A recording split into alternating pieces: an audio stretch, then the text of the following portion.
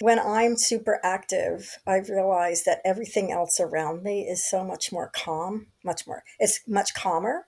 What if there are things we never had the opportunity to learn? We've all been to school or training, but there are things they never taught us that actually make a powerful difference in life. I'm here to share with you all the pieces you've been missing: mindset, health, success, and more. And we'll all learn together from guests along the way. We may not have learned it the traditional way, but oh my goodness, let's keep learning how to do things differently. OMG, hello, Teach Me crew. Here we are again. And you have heard us, I say us because that's me and many guests, talk about fitness and talk about moving our bodies and sitting is the new smoking. But what if we take it even a little bit further? And what if it's really about quality of life in addition to fitness? And what if it's also about empowering ourselves and empowering women when we think about fitness and movement?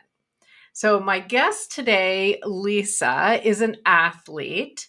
She reinvigorated her active life at age 50 when she started triathlon racing. I mean, already amazing.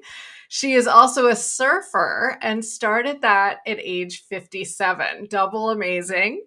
And she has taken those passions and put that together into her business, Ageless Adventures.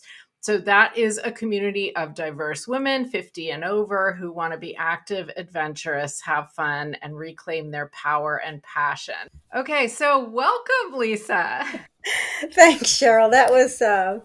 It's really nice to be here. And I appreciated you doing the intro, and I realized, wow, that's what I'm doing. Yeah. Yes, what you are doing is really very cool. And I know the listeners are going to think that. And isn't it interesting? Because I know you kind of said to me, I don't know how this intro is going to sound. And I said, it's going to sound good. But it's funny how we're so hard on ourselves sometimes, you know? Yeah. Yeah. Very Yeah. much so. We know it all too well.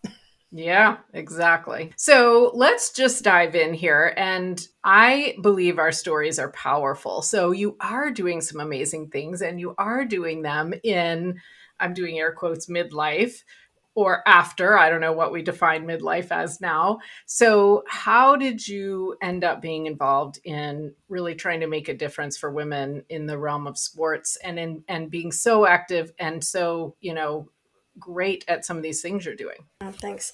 I will try to give the 360 overview. So I've been an athlete all of my life. I was a softball player up until college.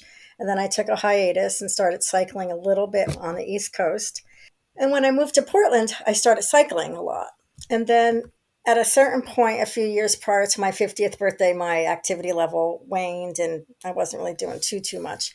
And then I realized I have to reinvigorate, change my life, get active again because it was such a big part of my life. So it was a kind of a transformational time for me when I turned 50. So I turned a few months after turning 50, I joined a gym. The person who was my personal trainer was a triathlete. And I found myself saying to him, I've always wanted to do triathlons. Don't know where it came from. Swear I don't know where that came from. So he started me doing personal training every week with a focus on training for a short distance race a few months later. I fell in love with the sport. It brought such joy and community, and it really got my endorphins going. And I was just so high on life when that started. And then I continued doing triathlons, and I realized when I turned, it's so funny. It coincides with me learning to surf, like buying a surfboard. And when I started surfing at 57, I realized that the surf industry, as well as the triathlon industry and the active world as in a whole, doesn't adequately represent women of our age group. Yeah. So that's really was the impetus for me to start focusing on gathering women, forming a community, focusing on women 50 and over, getting active, reinvigorating themselves in whatever sport or activity they want. And first I started off focusing on triathlon and surfing. And then I realized it doesn't really matter what it is. It's just being active. And my definition of active is different than someone else. So my focus is a little bit more on the higher energy. Yeah, that's what I was thinking. Yeah. So but just seeing us not adequately represented really, yeah, in hindsight, really lit a fire under me. And I realized that Mhm. I'm doing this. I'm around a community of badass women that are doing this, and we are not seeing each other in marketing, in models, in activewear company promotions. And I said, Oof, I really want to get us together and start forming a community of being active women and then seeing where it goes. It's really kind of cool. And actually, I cannot claim to be anywhere near as fit or as into any particular sport as you are. However, I do play some golf. My husband loves it, and so I'm taking it up and I'm, trudging along, kind of trying to figure it out. And I noticed this in golf too. First of all, there's not that many women who play. Of course, we're a small percentage. Hmm. Not of course, but we are a small percentage. But then, second of all, as you were talking, I was thinking, when have I seen the average person who's a woman playing golf? Well, usually they're still younger. It's the same kind of thing, right? Yeah. Yeah, well, we're here to change that. I mean, there's so much happening in the sports world right now, the past few years, and there's this impetus, and I think that it's. I saw a T-shirt, Celine Yeager, who was nominated to the Gravel Cycling Hall of Fame recently. She had a shirt on that said, "It's not a moment, it's a movement," and that Mm, just really encapsulates everything. It's not just a moment in time. We are. It's such a movement forward that we're unstoppable, right? And so folks who and society who has placed us in an irrelevancy and being invisible and not useful really have to step up and recognize, otherwise we'll go elsewhere to buy their products or be in support. So yeah, well, I'm yeah. glad that you started golf because it's just being outside is awesome if you're able. Yeah, I agree. I agree, and that's honestly part of the reason I like it, and have talked on the podcast before about being outside. Being outside is such a big deal. So let's kind of go from there, because we know, or listeners, maybe you don't know, but you can listen to a couple of episodes that I'll point you to in the show notes. We know the benefits of getting off our butts and doing some exercise. But I think we want to talk about it again and talk about the benefits of really maybe taking it a step further, actually taking up a sport. And you're doing triathlons, you're doing surfing, I'm doing golf, although again, not at the level you're doing. But tell us a bit more about the physical benefits of taking it a bit further like that. Okay, so I could talk. Well, I'll speak personally. So I was told when I started triathlons from my personal trainer that I'm an endorphin junkie. So for me, the benefits from a physical perspective is I feel better. My bones and joints feel better. More, it's not really just such a physical thing. It's mental. It's like Mm. psychological and mental. When I'm super active, I realize that everything else around me is so much more calm, much more. It's much calmer. I have Huh. less stress in my life. And also, when I've run into folks who I have a few people in mind where they've had an injury and or they've had children and then they get back and doing some physical activity, they realize how much they've missed it because they had it in their life before. Mm. And it changes their perspective, and it also helps to make them a little bit more calm. And the world feels a little less stressful. I love that. Oh my goodness. And that's really the key to half the things that I'm always talking to people about, because stress is so rough on our bodies. So, as you were saying that, I was thinking, I feel like maybe people have barriers in their own minds that would prevent them from, say, trying to train for a triathlon, even a sprint one. And maybe I'm just sorry, I'm stumbling over my words, but I'm so fascinated that you said your joints feel better, because I'm imagining that the story we might tell ourselves in the 40s, 50s, 60s is that maybe we might hurt ourselves, or maybe it might be bad for our joints. And so that kind of amazed me that you feel like it's better for you to be super active. Yeah, it is. And I also want to do a clarifier as well. So I'm postmenopausal, and with the hormone changes, I've found the past 2 years that an old injury kind of rears its head if I'm not taking.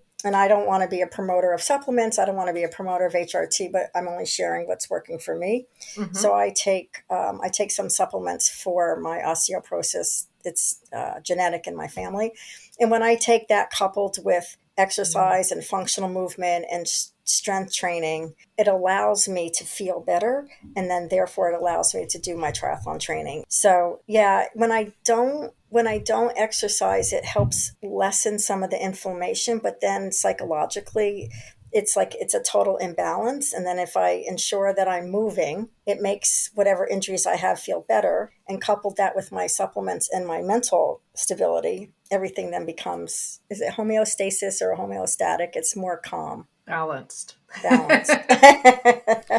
Okay, that makes a lot of sense. And can you dig into a little bit more? I feel like there had to be some bravery in there somewhere when you first decided you were going to do the triathlon or you first decided you were going to surf. Do you know where that came from or kind of how you kind of took that first leap? I'm really competitive with myself. I've always been competitive. So in complete transparency. So I had a life event when I turned 50 and I just wasn't exercising, and I had to really take a really deep, long look at myself. And I think I've written about it at one point, but I really didn't like what I saw. And that making that first step into that gym was the best thing that I ever did, because I think something kicked off in my brain, whatever active side of the brain it is, and said, okay, this is where you're most comfortable with. This is where you belong. Because I didn't have that feeling. So, Yeah. yeah, so that life event really kicked it off. Yeah, and I'm super competitive with myself. And when I got started doing triathlons, it was all in. I never missed a workout. I was loving the community. I loved how I felt. And I also liked that schedule, because you're on Mhm. a schedule. So that all of that coupled together with then the high from racing kept me going. Yeah. Yeah, that's interesting because you chose some things where you can compete with yourself. It's Mhm. not necessarily a team type of thing. And then I could see that if that's something you enjoy doing, it would keep you going for sure. Yeah, definitely kept Yeah. me motivated. Yeah. Yeah. Yeah. And being in in the community of other triathletes, especially with the women, I don't know. I did have it in my cycling community when I first moved to Portland, but the community is very supportive. And I was really yearning for that and didn't know. So, coupled with everything that I just said and having that community and then being able to cycle with friends who may not be triathletes, and then swimming with folks, it's just that sense of community and camaraderie and support that you get from doing something active like this is what drives me. Yeah, and I think we probably need to add that in because when we're talking about the physical benefits, we're bringing in mental, of course, too. Mhm. And then I know this is a big thing for you is that you've created a whole group and business out of this with that community aspect. So maybe that's a piece of advice to those of us who might say, you know what, I'm going to take up running or something and we just always do it by ourselves. Maybe that's not the best and most fun way to do it, right? Yeah, I struggle with that. Because I'm a loner and an introvert at times. And it's so funny that I'm thinking about this now. I'm a loner. I was always doing things alone, but then I loved the community, but I was so competitive with myself that I didn't think I was good enough and I was going to hold people back. So then I wanted to exercise and train alone, but that didn't get me anywhere. And then when I worked out and trained with others, it brings that energy and helps to support you, and then you get better because of that support that you have, whatever that better looks like. Yeah, let's stay on this for a second because there was a summer, gosh, it could be 12 or 13 years ago now. I'm trying to think, how old were my kids and all that, at least 10 years ago. There was a summer when a friend of mine who is a big runner talked me into doing a train for a half marathon program. And it started in May and it went until Labor Day weekend. And I actually could not attend the half marathon on Labor Day weekend, but I was like, sure, I'll go. And I hate running and never was a runner, ever, not ever. And I don't have the greatest knees either. But I found not my friend who was already faster than me, but I found three other women in that group who I'd never met before. And as I'm thinking back on this, I used to look forward to going and, I mean, we were basically jogging, but going and running with them. And we stayed friends for a long time, even though after that summer, I didn't really keep up with the running. Maybe I didn't because I started doing it by myself. I don't know. Yeah, it's amazing what we tell ourselves and how that helps us and how that it hurts us. Where I'm not good enough, I'm not strong enough, especially when you have a community of athletes that have varying levels of being advanced or slow or fast. And rather than comparing myself or comparing yourself to someone else, you find that niche, you find those folks who are similar, and it helps push you and helps you get better, but it also doesn't wreak havoc on your mental state. And I'm part of a triathlon group where the level of athleticism is off the charts, as well as folks that have been doing triathlons for years, but that are slower, and then they're middle range, and then they're like world champions, right? And so that always lends to folks like me who compare myself to others to feel I'm not fast enough, I'm not good enough, I don't want to go train with them. And then I realize we're all part of a community and they're all supportive. And if someone goes ahead, someone goes ahead. And that's something that I have to tell myself every single day. And I forget to sometimes. So it's a little bit of a struggle. Well, and I think that's going to be a common thing because one of the questions I was going to ask you is what if someone is thinking, like, how could I start now? There's no way I'm good enough. I can't imagine. And this is what you're kind of talking about. And the other thing I wonder is when you're doing a sport like this, are we really paying attention to other people anyway? They're not probably paying that much attention to you, right? Mm-mm. So we get all in our heads about it, but we don't need to. Exactly. Yeah. Yeah. You're there for yourself as well as to build up others in a community. And yeah, you've hit the nail right on the head. I think there's a small, well, now it's going to, how do I want to say this? I think there's probably very few people doing things like this who are out to just show everybody else that they're the best, right? Yeah. I don't know if No. you've ever come across that, but I haven't. No, I haven't.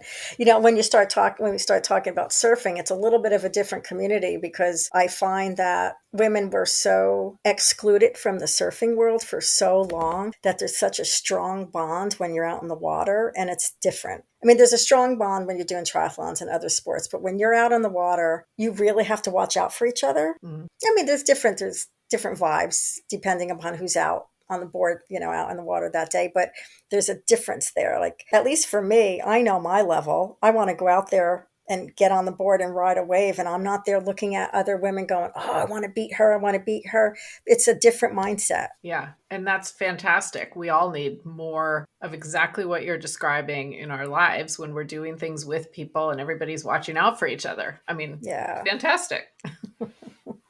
Yeah. I love it. I love it. A few years ago, I was struggling to have enough energy to make it through an afternoon. I didn't feel great in my clothes, and I knew I should be making healthier choices. I just didn't know how to do that. I didn't want to count calories or count anything, and I didn't want to follow something so strict that I would end up cheating. Thank goodness I found a 30-day reset that taught me how to eat for my body so I could feel my best. If you'd like to check that out too, head over to omgteachme.com/recommendations and look for the 30-day reset. And, I think something that stuck with me is that I was not an athlete when I was a kid. And so we are not the same in that way. Mm-hmm. And I really encouraged my kids to do sports when they were younger. And it didn't have to be super serious if they didn't want it to be. But I feel like that has held me back because I don't necessarily identify myself as an athlete. Mm-hmm. And so if somebody's thinking that and they're thinking, well, that sounds great that you have these groups and you do these sports, but I'm not an athlete, I'm not sporty, I'm too old to try something new. Do you have any advice for them?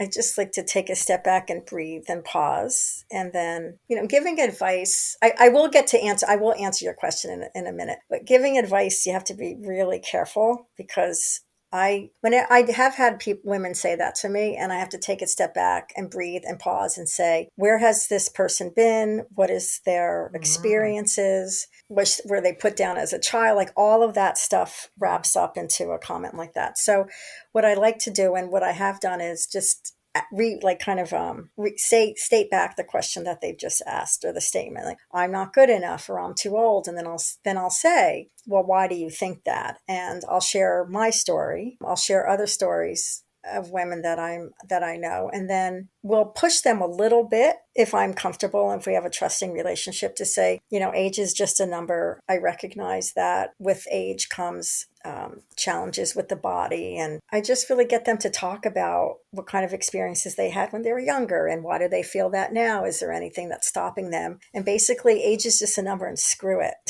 Just basically, we're older, and I just say F it at all. I do what I want. I want to do what I want. And even if someone is not completely able-bodied, I mean, there are aspects of sport and being active that one can do. And I make sure that I address that as well, because I don't want to make an assumption that someone is fully able-bodied to go and do XYZ. Yeah, just try to build up the confidence that give it a try. There is no harm in trying. Yeah. And if you don't like it, or if you don't feel like you're good enough, we'll try it again. And then at one point they'll say, it's not for me, and then that's okay. Yeah. Yeah. Well, I think we all probably have realized by this point in our lives that if it's something that we really don't enjoy, we're not going to do it. Right.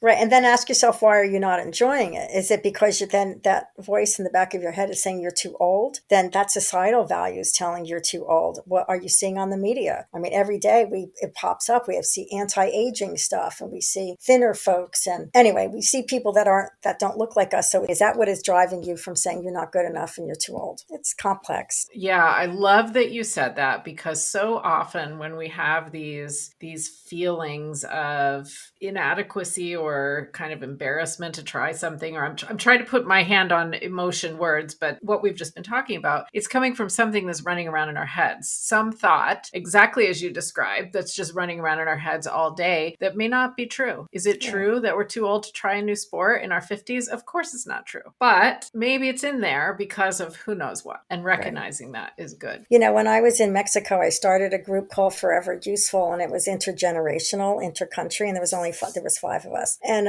I started it with this 25-year-old Mexican woman who led an art tour when I was in Oaxaca. And it was 3 of her friends, all 25, and my friend and I were in our early 60s. So we have a divergence of country, of race, culture, age. And it was one of the best 2 hours of my life I've ever spent. Those 3 women, it was really amazing to see them listening to Rebecca and I, and us listening to their stories. And so what I realized is that we grow up, and as we age, we're told that we're not useful. We're shown that we're no longer useful. We're no longer relevant. And we are. And so gathering both, all these generations to talk about it is super helpful and much needed. And so when I talk with women about whether or not you're too old or where does that come from, we have one life to live. And if you're kind to yourself and you love yourself, that means that's easier and more fruitful to be able to love and be kind to others. So it's like it comes full circle. Being kind to ourselves is a big deal. And I think maybe you're saying that we need to have interaction with different age groups, and we need to recognize that just because we hit a certain age doesn't mean that we have nothing to give. Quite frankly, in some ways, it means the opposite, right? Yeah, I have said recently that my 5th decade on this earth was the best ever. And that if I had the opportunity to go back in time, I would go back to when I was 50. And I would love to relive. It doesn't have to be the same, but I wish I was back 50, because surfing at 57, I wish I really could go back and have more time. And I plan to surf for as long as my body allows me, but I love it so much that I wish I started sooner. Right. And I love the triathlon community. And I think I wish I started a little bit earlier than 50, but in hindsight, no, I think 50 was fine. It's hard on the body, and I wasn't ready for it before then. But yeah, basically I'm stronger and healthier now than ever. Now I just have to repeat this to myself and give that mantra to myself as I'm starting my business, because as you get older and we start businesses, I realize that I'm like, I don't know if here's the good enough part, right? Do I have enough? Am I good enough? Why would people want to come to me and participate in XYZ, right? We have everyone else doing all this stuff. And that's the chatter that's got to stop, regardless of whether you're starting a business or not. Yeah. Yeah. It's the same chatter on a different topic. Absolutely. Sometimes we have more hangups about money versus other things. So there could be some of that in there. Some of the most popular episodes of this podcast have been money mindset related. So I'm probably circling back to that quite a bit in the future as well. But it's still coming from the same thing. It's our brains maybe trying to protect us, but going overboard, whether we're talking about business or sport or money or whatever it is, relationships, it can be a problem. And it's something that we can do better with. Yeah, totally agree. So what would you say to someone who is really excited about starting a new sport and they're trying it, but maybe they feel like it's hard or they're kind of struggling, but they like it. So they want to do it, but they're having some some struggles? Oh, definitely reach out either to a mentor, to a coach, or find a community of other folks that are in similar stages as you and even who have more experience than you and talk with them. Do that research, do that connection, do that collaboration, get in as much information as you can, and honestly go with your gut. I mean, if they really like it, there's a lot of the nuances and training aspects of starting a new sport or starting a new activity. And you also want to make sure that you're safe in terms of injury free and what do you need to do in order to do the sport. So yeah, reaching out to others and finding a community is to me the number one best way to move forward with starting anything. Yeah, that makes sense to me because there's always going to be somebody who, even if they're great now and you're just starting, they maybe went through something similar, right? They can help with that. Yeah.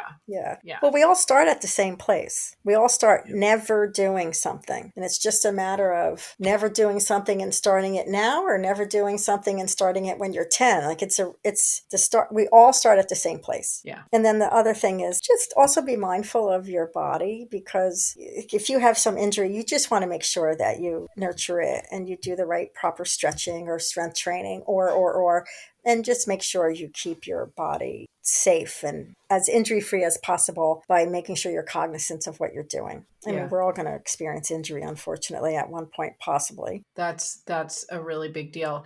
And if I could kind of put it all together, what I'm hearing as someone who has never really done sports in the same way that you do, but does stay active, what this is maybe giving people is also a purpose. And it's not just going to the gym because I should go to the gym, right? It's a reason. I don't do what I do just for the sake of the sport. I mean, it is my purpose. It's part of my life, right? And community is the most important aspect of it.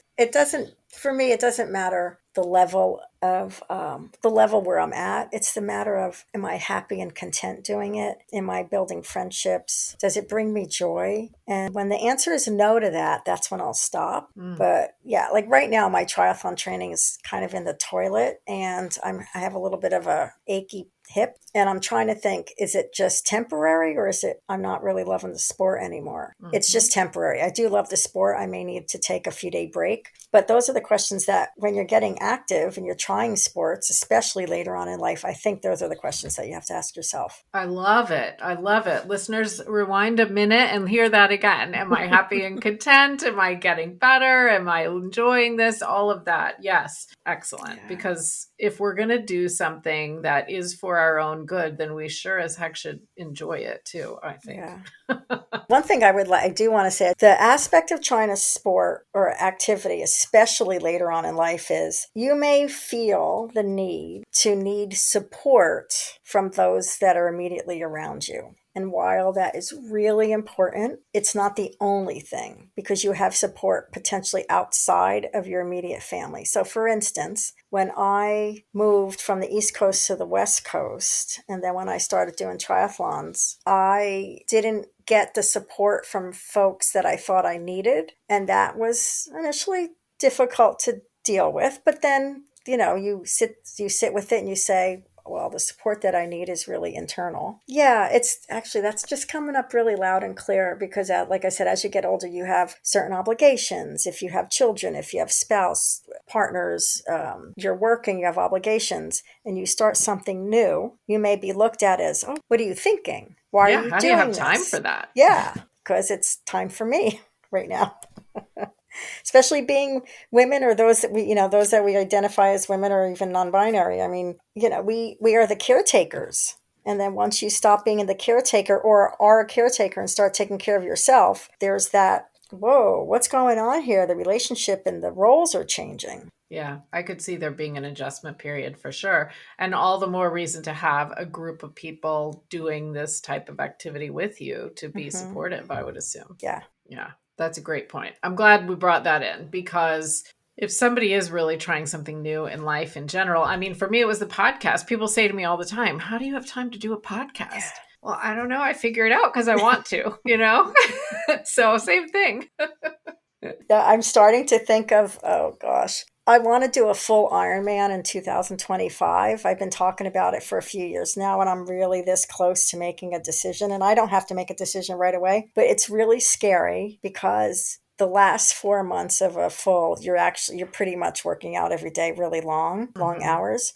But you're preparing for a whole, I would prepare 10 months in advance. And so you have to think, how much time do you have? How much is it? How important it is? How do you prioritize? But I don't have children, so I don't have that added sense of responsibility. So whenever you try something new, there's always those give and take, what I'm trying to say, right? You have Yeah. to weigh and prioritize what's important. And then when you know that you're going to do something that you're loving, it takes up mental and physical space, and Yeah. those around you are impacted by it because you may not be around as much, right? And so whatever family dynamics you have, you're hoping that you would get the support. It goes both ways though, Yeah. but you're hoping that you'll get the support of those that are around you, Yeah. because it does help. And if somebody listening is on the other side of that and is trying to figure out how to support someone who's getting ready to start something and is going to be time away and all of that, maybe they're coming out of it a happier person, right? So Yeah. that's a good way to look at it too. I saw. I live where I live in Portland, Oregon. So one of the best windsurfing, kiteboarding places in the world is in Hood River, which is 60 minutes away. And I saw a bumper sticker that said "Kiteboarding ruined my life," because you live and die by the wind. And when I took this part-time job, it's temporary, and I was talking to my manager, my supervisor, about when would I work? Is it every day? Is it what hours? What's my schedule? I said, basically, I'm going to look at the surf report. And unfortunately, he has me sticking with every Tuesday, Thursday, half day, Wednesday. And there's a part of me, I still look at that surf report. And we're going to have a little renegotiation around the work schedule. You know what? That's healthy priorities right there, I think. That is healthy priorities. Oh.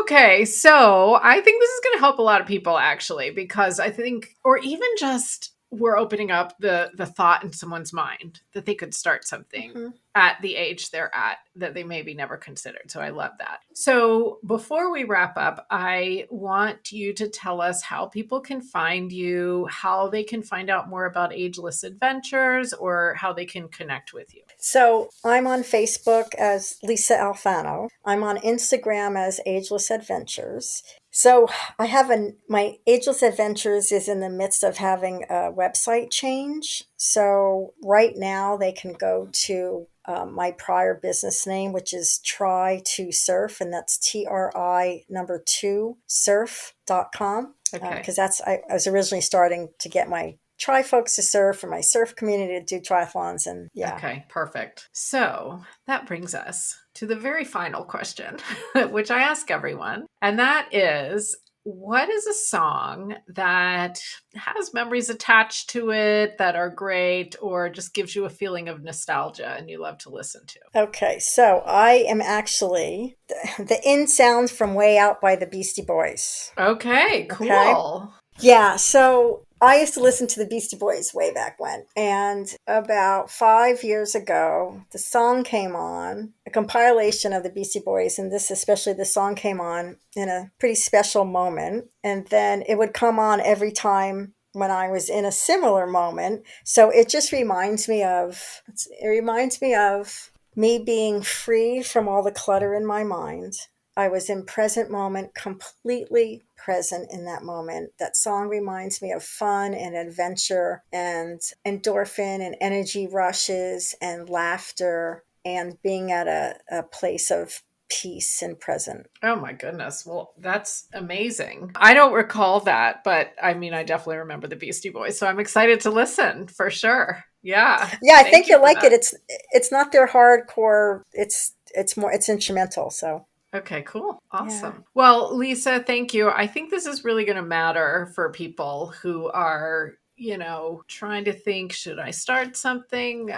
I'm bored of, just walking around my neighborhood or whatever it is. And maybe this gives them permission to think a little bit more creatively. And that's amazing. Thank you. I would love to talk with anyone. Could reach out to me and just to chat would be awesome. Awesome. I really enjoyed this conversation with Lisa. And here's what I'm taking away from what she and I talked about. Moving your body at any age is a good idea, assuming you're healthy and it's not injury causing, of course. She talked about how she felt calm. The world felt less stressful. And she talked about community. And I loved, and I might have to quote this multiple times, she said, if someone goes ahead, someone goes ahead. It's okay. So finding yourself a community of people to be active with is not always something that feels like it's easy. And I know I've been in those shoes and wondered, how would I find a walking group? How would I find a group that I wanted to play whatever sport it is with? But the effort to do that is totally worth it.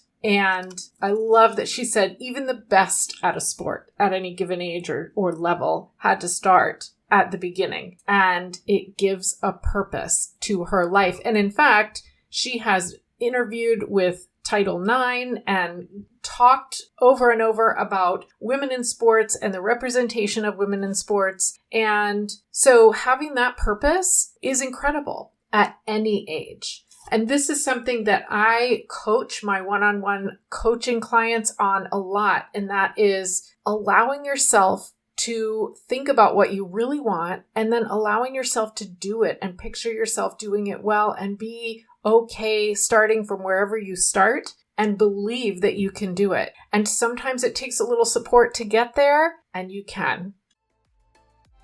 I hope you enjoyed today's episode. OMG, did you know that we have mini episodes every Friday as well? Make sure to follow OMG Teach Me in your favorite podcast app so you get all the goodies. And if you're just finding this podcast and you're kind of wondering where to start, I have a curated mini series for you to help you stop self-sabotaging, because we all do it. So head over to www.omgteachme.com and sign up when you get the pop-up box. We may not have learned all these things in school, but they sure are powerful now.